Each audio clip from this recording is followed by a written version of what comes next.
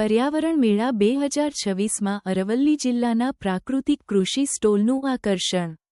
વડોદરા. તા. 7 જૂન વિશ્વ પર્યાવરણ દિવસની ઉજવણીના ભાગરૂપે વડોદરાના અકોટા અતિથિ ગૃહ ખાતે કચરે સે આઝાદી ફાઉન્ડેશન, વડોદરા દ્વારા તા. 5, 6 અને 7 જૂન 2026 દરમિયાન પર્યાવરણ મેળા 2026નું ભવ્ય આયોજન કરવામાં આવ્યું હતું.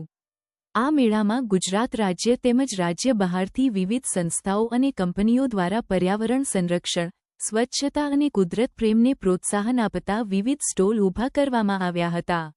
આ પ્રસંગે અરવલ્લી જિલ્લાના પ્રાકૃતિક કૃષિ સ્ટોલે મુલાકાતીઓનું વિશેષ આકર્ષણ જમાવ્યું હતું.